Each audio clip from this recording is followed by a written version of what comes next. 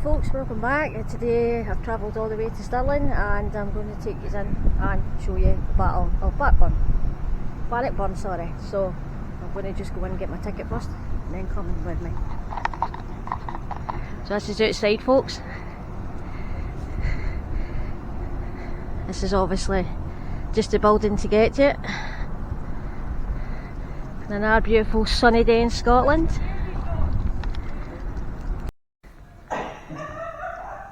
So here we are folks, we're inside. And this is the stuff that they used at the Battle of Bannockburn.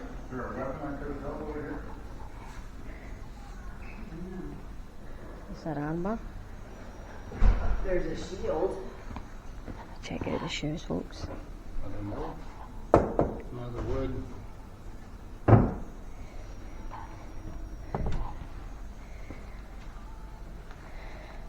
See, there's the shin guards. Jeez, oh, they weigh a ton.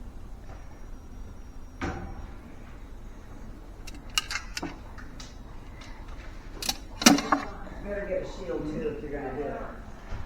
Grab a shield. Can you not see Pick them? one out for me. Okay. All the different shields. This is everything that they fought with. There's nothing to hang on to. Alright. Here's the Scottish one, as you can probably see. Here's your go. Go sideways. Yeah. This is all their clothes as well. All the clothes they used to wear. Look at this folks. Here, I better take that from you. So you get the thing off.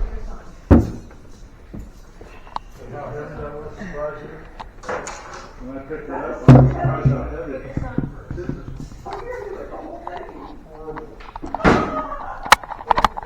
Yeah folks, first camera on. This better be a good picture, right? I'd be late for battle. That's what they used to use for the battle. Hold that. Hold that. Oh, right. I already put it All the on. different ones. I did put this on. I think I want another one. Oops, I dropped it. Aye. There's a shield, there's no sword. Oh my goodness. Yes. Oh my god, that weighs a ton. Oh, you're on one of those. Does this match? Weighs a Well, that ton. one's got something to hang on to. Jesus, We're gonna how work can they out. watch this thing? You want to do with the whole guard? Stainless steel. Let me be Check this one out folks. This is the one you can see in the films. Yeah, check this thing. Then you can flex your biceps. I'll show you. It's a ton. I need a sword. I know. I couldn't find one. I looked for one. Oh my god, I wonder what it like to be wearing that back in them days. Can't even see out it. Look at that one. Suppose you can see full face in that one. Yeah. I had no idea what those are. The mad bowl.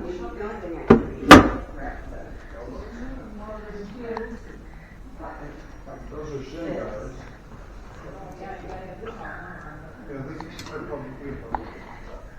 Check out the jackets, folks. Well, it's not bad. Material's really good.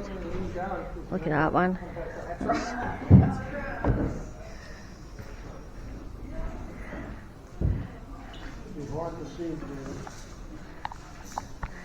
There's all our different dresses.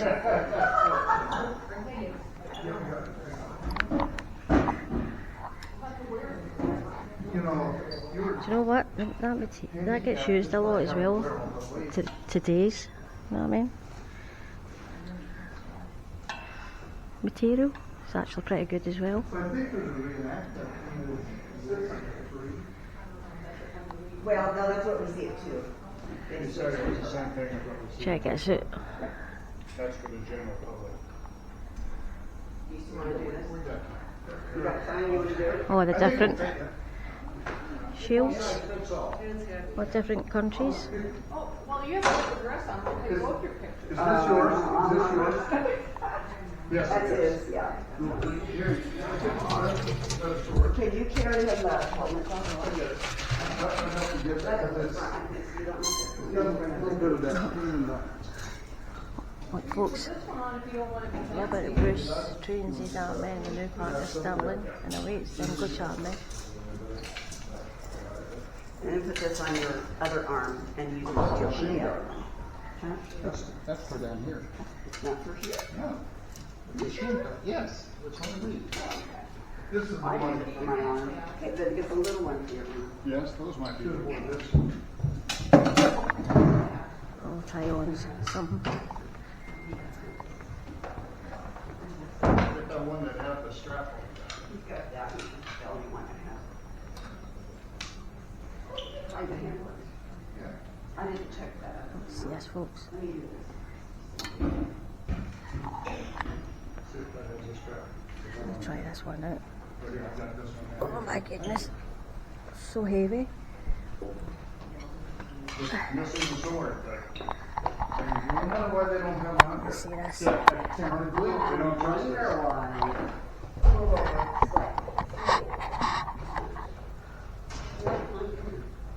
Put this on. So that's what I used to wear back in the days.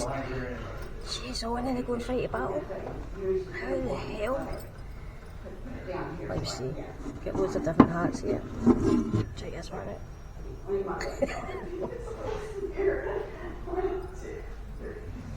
So hot. How the hell will they go fight after this? I'd be lying down.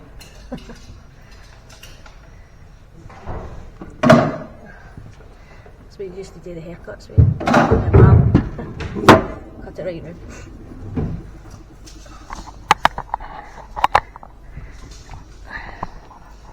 They're announcing us in. You just said there. I don't know where they got the jacket. Oh, on the hand. Oh, Jesus. That's so heavy. This is the English one here.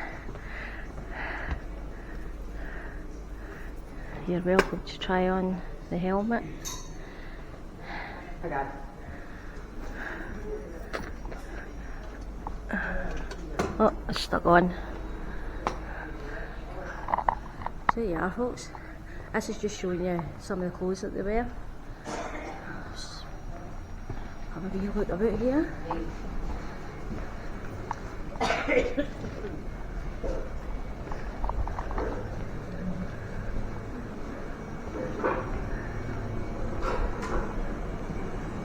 What else is there? Let me see. So the story begins. Excuse me, thank you. Right then, good afternoon ladies and gents. Welcome to Bannockburn Battlefield. We're going to start off with two short films to give the background to the battle. So one side from the Scots, other side from the English. The group with the After that, we'll take you through our main exhibitions.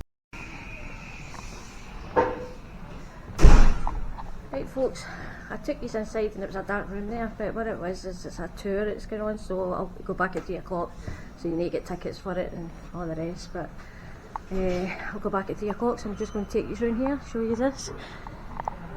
So, remembering the Battle of Bannockburn.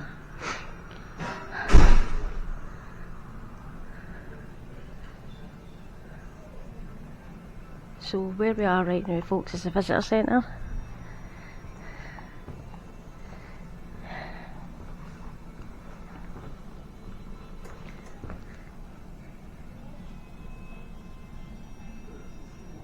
So this was donated in 2011. So this just shows you the map of Bannockburn, the battle, the landscape that changed history.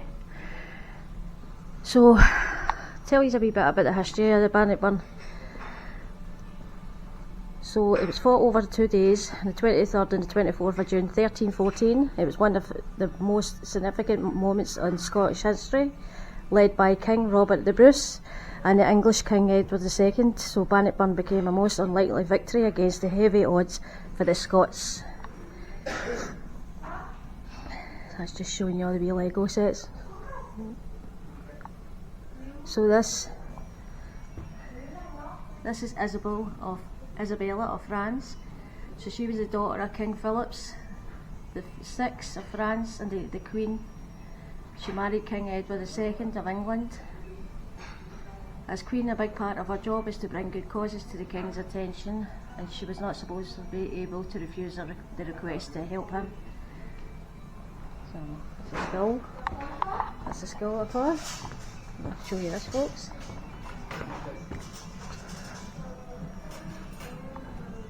And look at the size of that shield and the sword.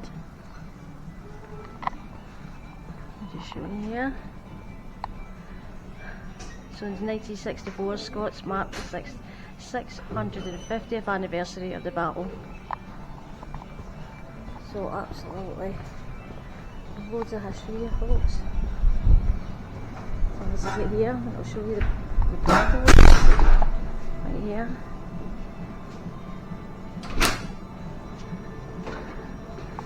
You can see all the men with their swords, all the horses that died, thousands of men that battled. Alright, thank you. So this is outside, folks.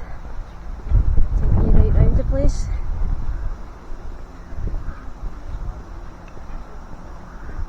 And right up here, and I'll show you, see right up here. It's a monument.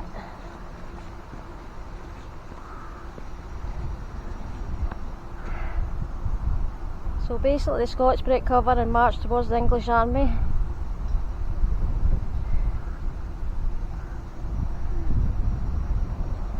Where we have the battle, where they went.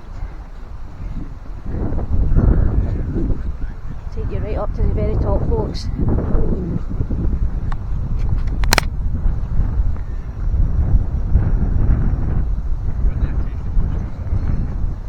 It's a beautiful day.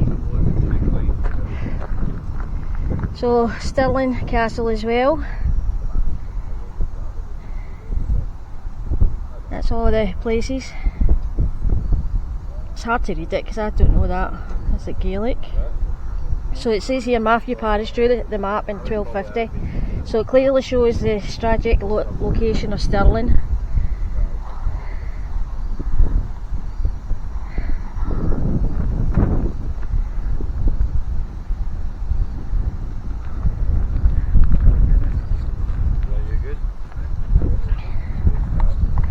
The Scottish flag up at the top, folks.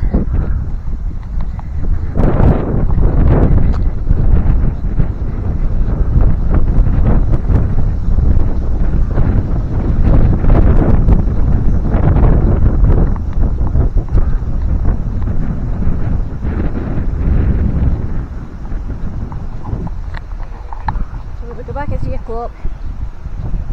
We're going to get a tour for an hour, so the guy's going to tell us more about it.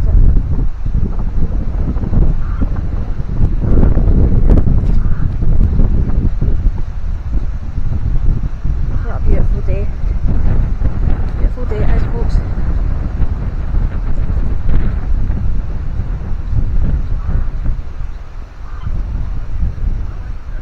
Look at the land all the way right over there.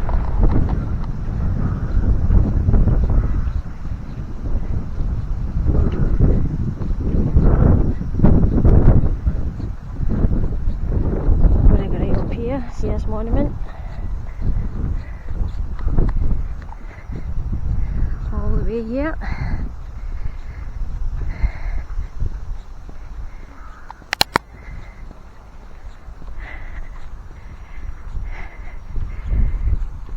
I'll go up here, folks, and see what this is.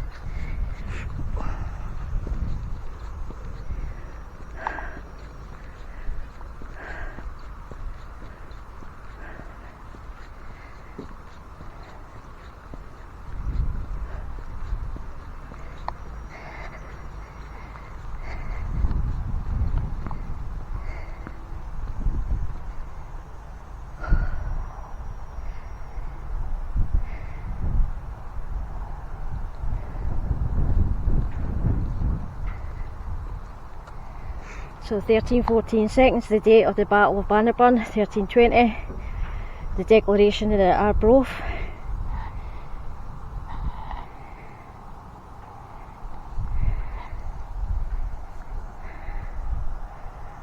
Look at the fields.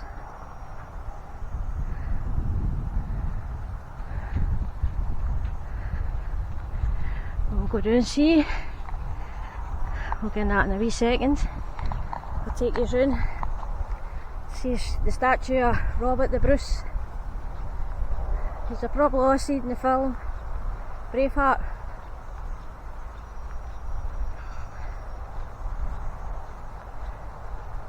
There you go folks, Robert the Bruce.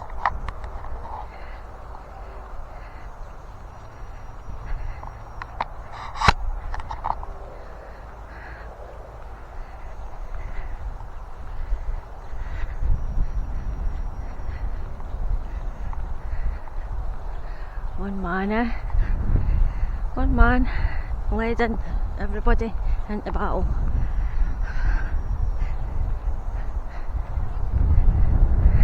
King of Scots.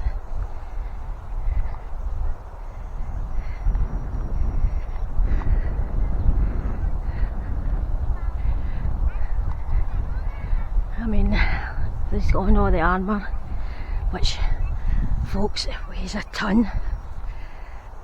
Look at the horses even get clothes on. Got a big coat on. Look at his face, right warrior's face there. Check his shoes he's got on as well. Big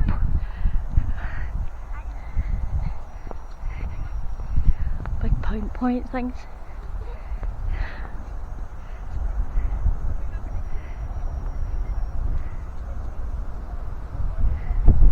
Robert the Bruce, 1306 to 1329.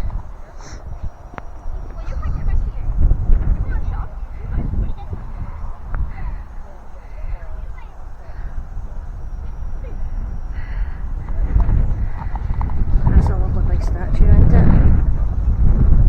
Obviously. Let's check his hand out, folks. Look at it.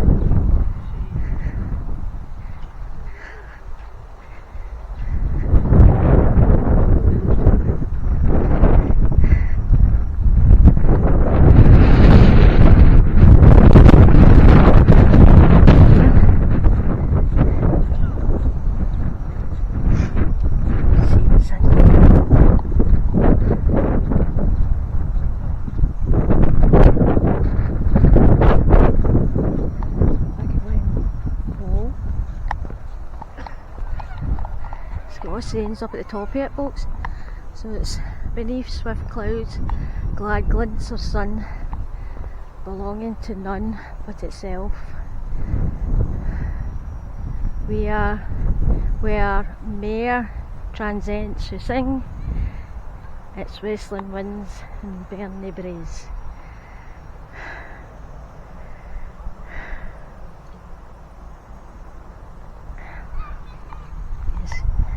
Up over this.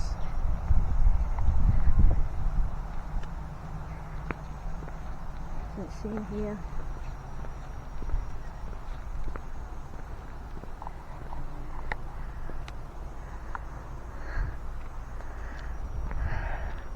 So Robert Bruce, King of Scots, planted his standard near the spot where the Scottish patriots under his command banished the army of Edward II of England at the Battle of Bannockburn.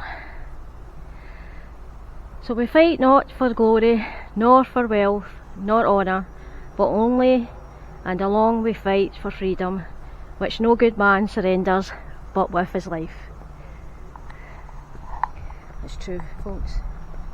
Loads and loads of people died. But they fought for their country here. Both sides. Let's see.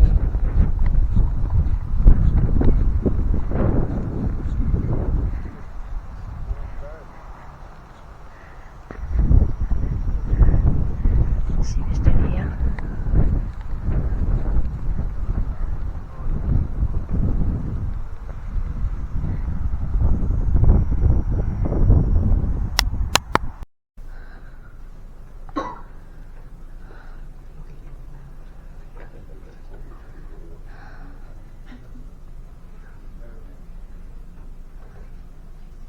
Around the year 1290, a series of unfortunate deaths left Scotland in dire need of a rightful heir, the king. King Edward I of England was asked to step in to judge the claims to the throne.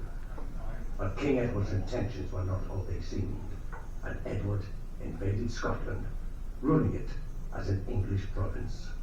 In 1302, a Scottish aristocrat by the name of Robert Bruce, who had pledged allegiance to Edward, married 13-year-old Elizabeth de Burgh in Essex.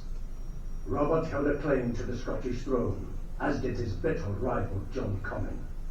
But while Bruce now chose to give his allegiance to Edward I, Comyn led Scottish resistance to the English king. In 1306, Robert Bruce agreed to meet John Comyn at Greyfriars Church in Dumfries. Tempers flared, and Robert stabbed his rival, leaving his henchman to finish the job. Outlawed by Edward and excommunicated by the Pope, Robert Bruce defiantly took the throne at Scone. Who was supporting Robert Bruce? People like me, James Douglas. I needed to get my lands back. Others loathed English taxes and wanted a Scot on our ancient throne. But many in Scotland hated Bruce for killing Comyn and taking Baliol's crown. They fought with Edward to catch this junk-top murderer. In those days, even I didn't believe the so-called king could get my lands back for me. King Edward's men defeated Robert's army, killed his brother, captured his queen, his sisters, and his daughters. Robert Bruce sought refuge in remote islands, where he regained his conviction to fight.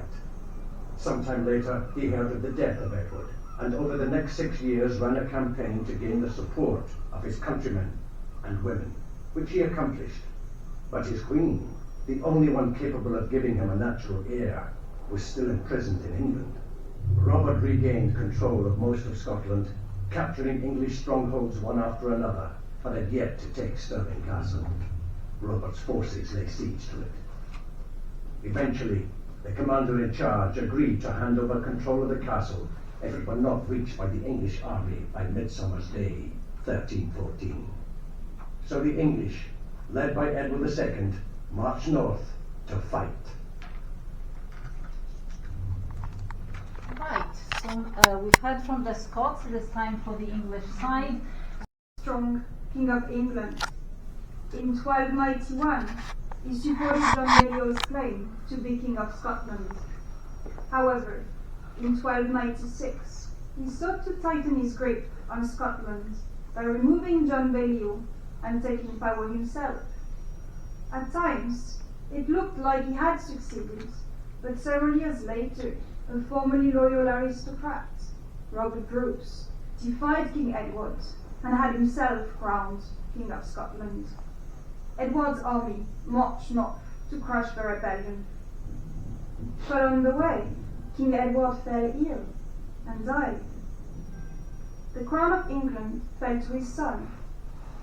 Along with his father's crown, Edward of Carmarthen inherited the responsibility to deal with the Scottish rebellion and his father's substantial debts.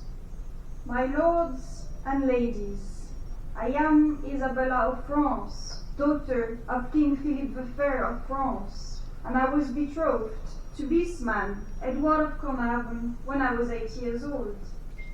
With the full approval of two very powerful royal households, in 1308, I took Edward of Carmarthen to be my husband. There was great pomp and ceremony. Within weeks, we were crowned King and Queen of England. A less than perfect affair, due in no small part to the presence of one Piers Gaveston. Before the coronation festivities were over, it became clear to me that I was not the king's favourite. He preferred the company of his long-term friend, Piers Gaveston, a man much hated by the barons of England, for he was given power, land, and income that he did not deserve. And soon they could bear it no more. The barons hunted him down. To the right, please. Everyone looks a bit derailed, but we are going to the right for the moment. Yes, so just follow me this way, please. We will be back in the main space later. So, Oh,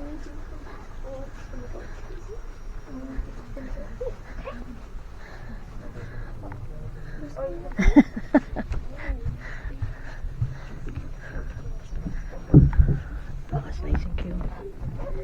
Ah. Right, so just follow around so that everyone has a good spot. And I'll wait until everyone's inside.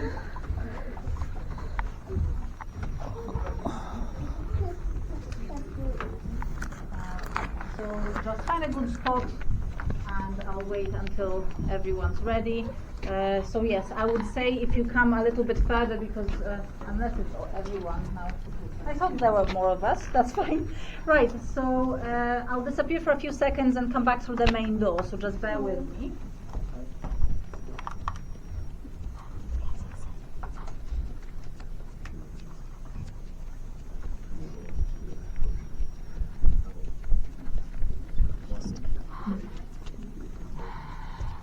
Right, so before we start, because we will be here for about 15-20 minutes, Milton Ford, it was right there on the road, otherwise the stream was quite deep and fast flowing, not so easy to get through in most places. So the English army is expected to arrive at Milton Ford, and the Scots knew about them coming for about a month in advance. So that gave Robert Bruce some good time to prepare. He could think about his strategy, what he wanted to do, and he could train his army. So he was training his soldiers at first in Torwood Forest, which is to the south of this map, but then on the 22nd of June he moved his army to New Park. So this was this area, this was the Royal Hunting Park for Stirling Castle, and this is where the centre stands today, so we would be to the west side of this road a little bit. Now, the Scots also set some traps for the English army when they were moving position. When they crossed the Bannockburn, on both sides of this road they dug some pits, some honeycombed pits with sharpened stakes in them, about knee high, so they can trip up any attacks coming through the ford, any horsemen, any soldiers passing through. If they fall into these traps, they won't rejoin the battle anytime soon. They might have thrown around some of these as well. So these are caltrops. They are made by welding 2 iron nails together, and when you throw them, they always fall with the spike up. So I can show you how it happens. Not very pleasant to step on, according to one of my colleagues who's a reenactor. He had an incident in the past, and he's okay now, but we know possibly that a soldier would struggle to fight. My colleague was not reenacting anything for a while, and a horse would be quite hurt as well. So the traps are set, and the Scots are waiting. Now, the English army arrived the next day, 23rd of June, so these are the Scots I'm putting on the map now, but the English army arrived the next day, 23rd of June, a little bit later in the day, around 3 in the afternoon, at Milton Ford as expected, but they arrived also from Falkirk, so they had a bit of a walk, about 30 miles away, and they could have been a little bit tired, maybe a bit worse for wear, but they saw the Scots in New Park, and they saw Robert Bruce at the very front of his army there, giving his men a bit of a pep talk. So they were still ready to go in and do some damage that day. They sent in a charge of cavalry through the ford, but these horsemen did discover the traps. They fell in, but not all of them, because some of these knights managed to get onto the road to avoid the traps, and they did fight the Scots in New Park, but it was more like a skirmish. It was not a very successful first attack, and now this army knew that they couldn't attack in fuller force from this side because of these traps. So they are being redirected perhaps here by Robert Bruce. They have a choice now to go either west or east of this road to go around the Scots.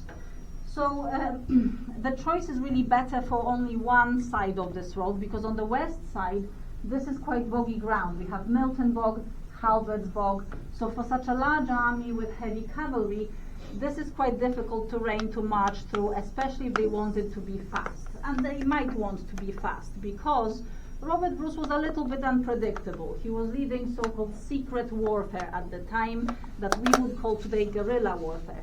So he was quite likely, when the odds were against him, to sometimes withdraw his army to fight another day, disappear into the mists. And Edward II wanted to avoid that risk. He needed a big win, so he chose to go east instead. And this area they entered is much easier for this army to march through. It's much more open spaces, but it does have some obstacles as well, although this army is probably not immediately seeing all of that. And they are not really prepared for all that is to come. So we have the river ford here, and this area they entered, this is the Carse of Stirling. So Carse is a Scots word meaning something like a floodplain. So basically it's just an area around the river.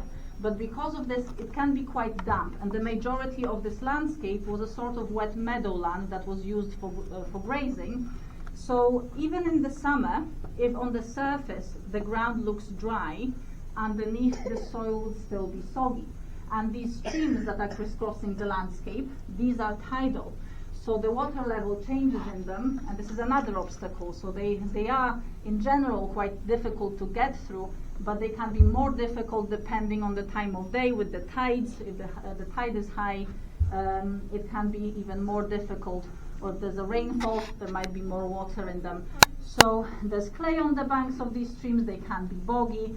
So all of these things are obstacles that this army is encountering, but they are not worried about them, even if they are seeing some of this. So when they are crossing this countryside with all these thousands of men, thousands of horses, and the long baggage train they've had, they are probably leaving a long trail of mud behind them. And when they cross the Bannockburn to settle for the night, they might have made a bit of a muddy mess on the banks of this stream. So for the moment, this doesn't seem to worry them, because they are not planning to go back that way.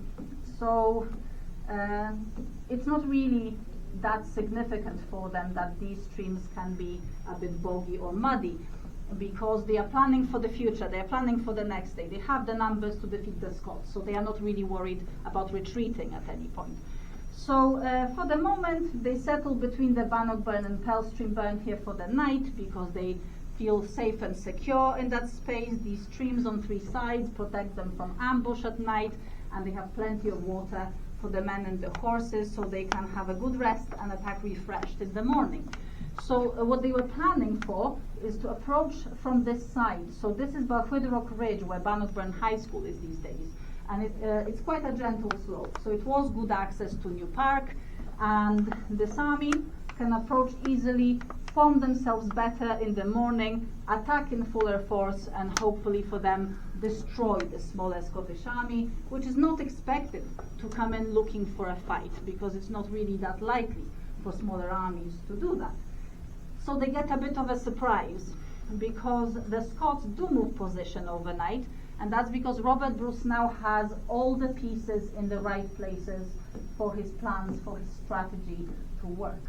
So he moves his army, and at the very crack of dawn on the 24th of June, they are ready there, aligned between these streams. So this is the moment in the tour when I can pick on our younger visitors a little bit. There's a few of you. So I can check, do you think you would be ready to fight in a battle like this early in the morning? There's a no, so you might need some training.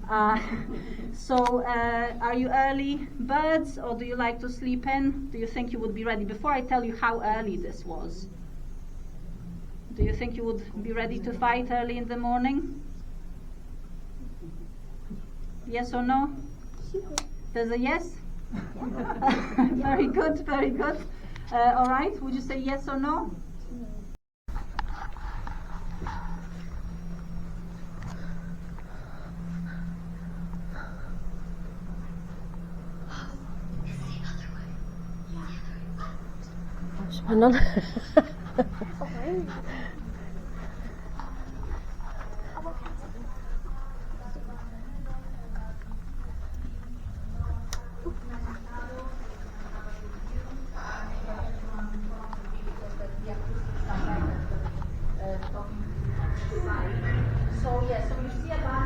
Now that we're coming out through, so you can have a look at the different types of soldiers.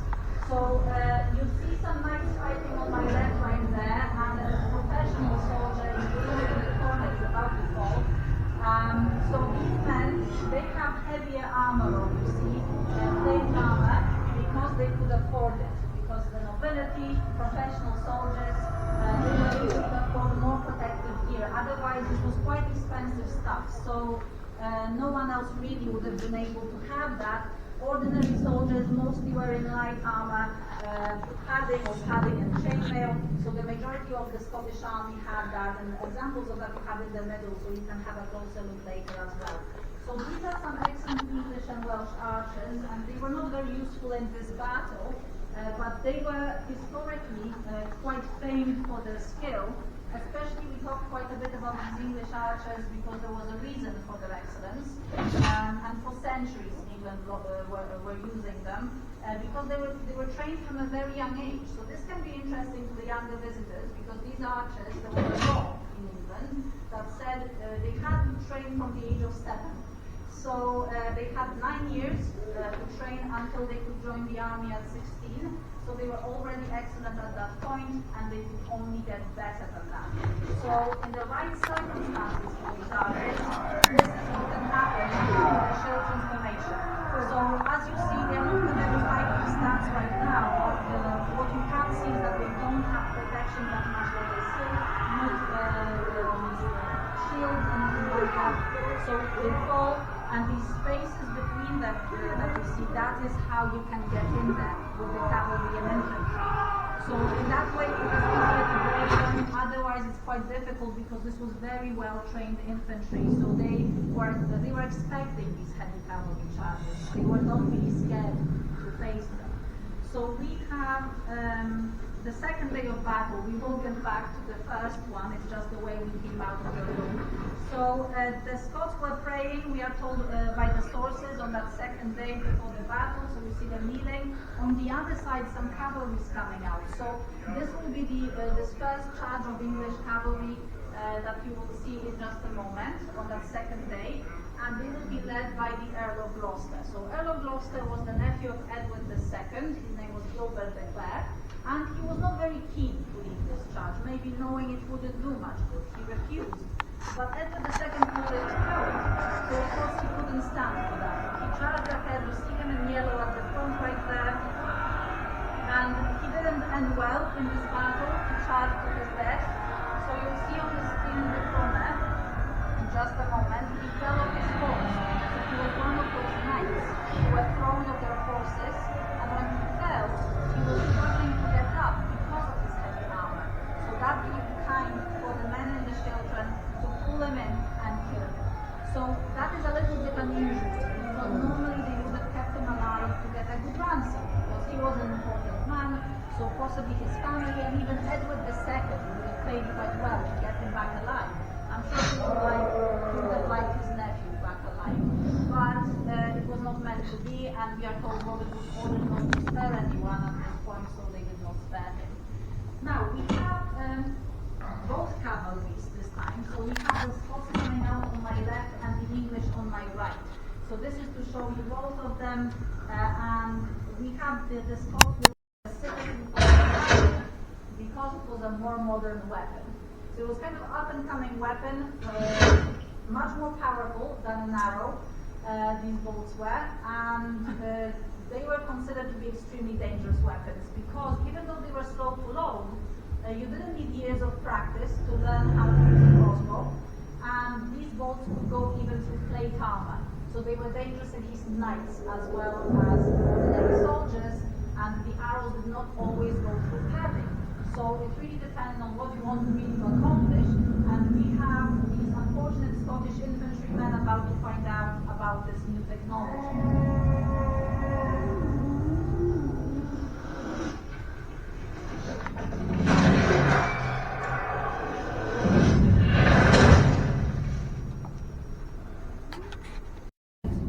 By a more experienced knight, but swear this was avoided, and this is not a pleasant sight.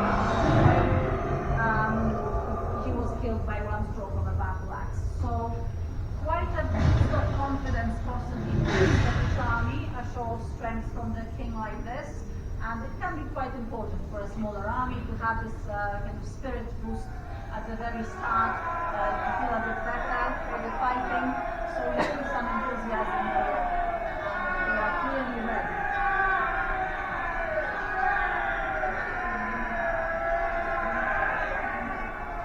Right. Of the size and the weight. and the medieval sources are next to them, and there's more information behind the screens on the sides. So I'll leave you to explore for about 10 minutes. If you have questions, I will be around to tighten up a little bit. Right, folks. Right, folks, that was the show. Just telling us all about the history about Robert the Bruce and Battle of Bannockburn.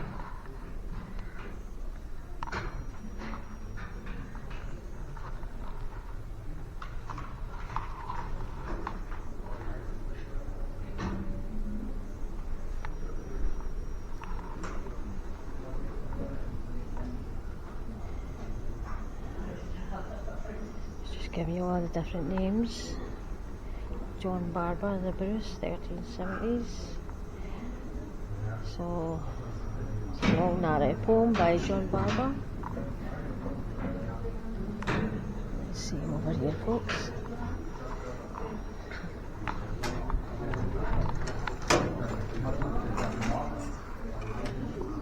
That's one of their armours. Solid. Jeez, oh, it's so heavy.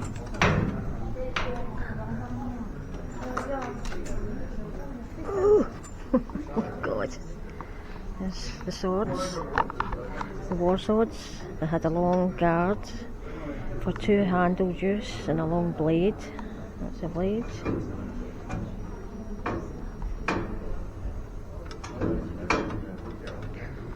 This one is called a mace. So they used that on horseback to hit the other person, to break bones.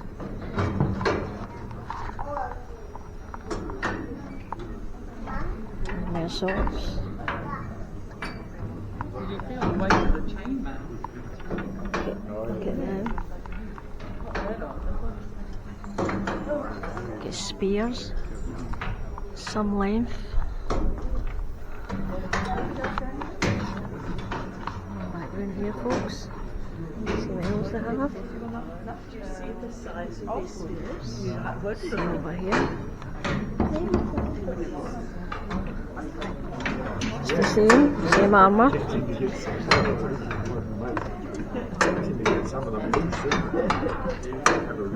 So obviously these were used to intercept attacks. So when the big swords would come along, so you can tell why everything was all solid. That's a war knife. And if you can see it, it's a war knife.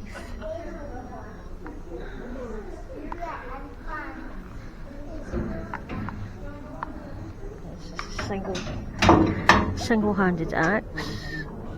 So all ranks of men used axes, and they delivered more cleaving power than a sword, making them more effective against armour. Wow. This is a suit as well.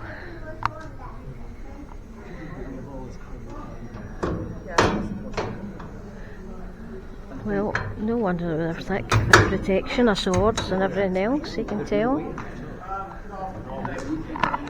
That's probably why they were so thick. There's the Scottish flag up at the top, folks. It's a bit dark in here, but I'm going to put it up to the Scottish flag.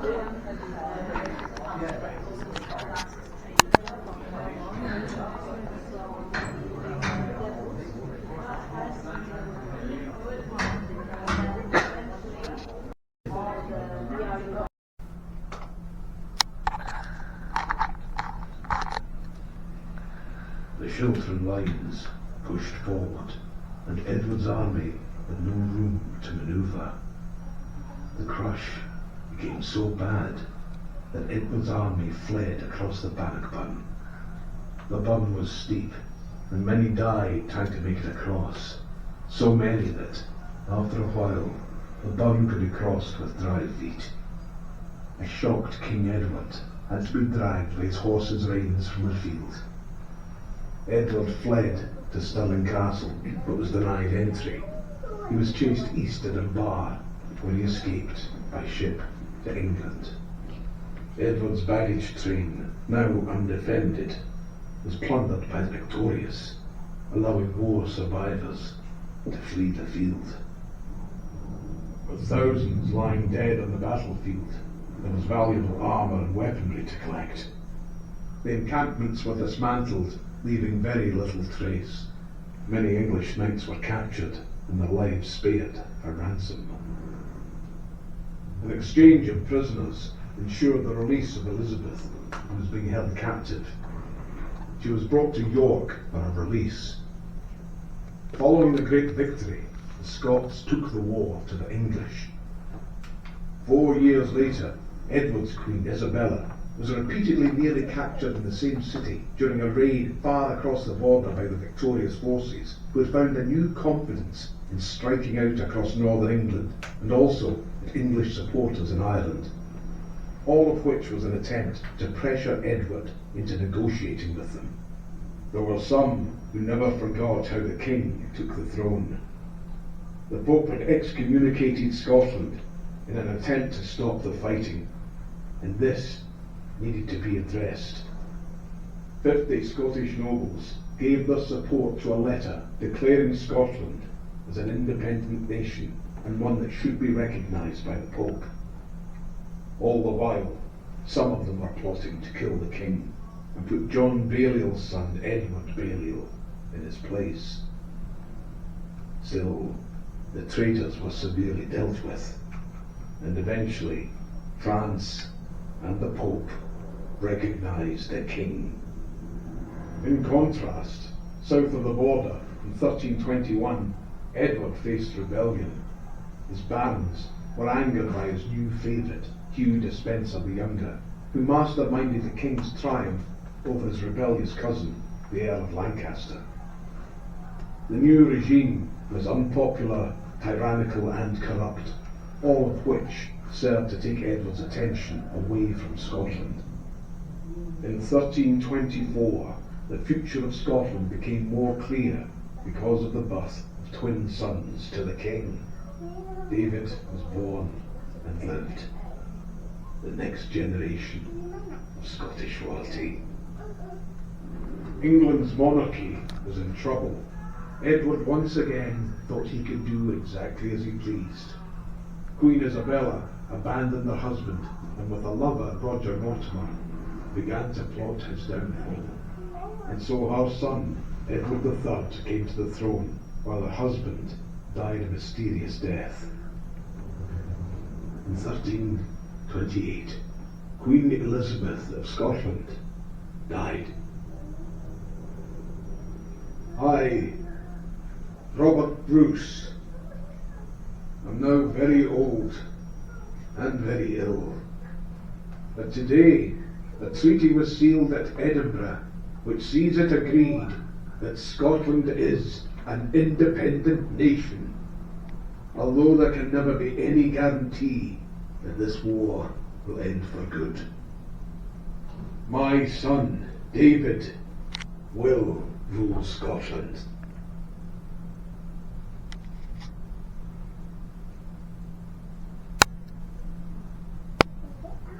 It's the end of the journey, and did you enjoy it?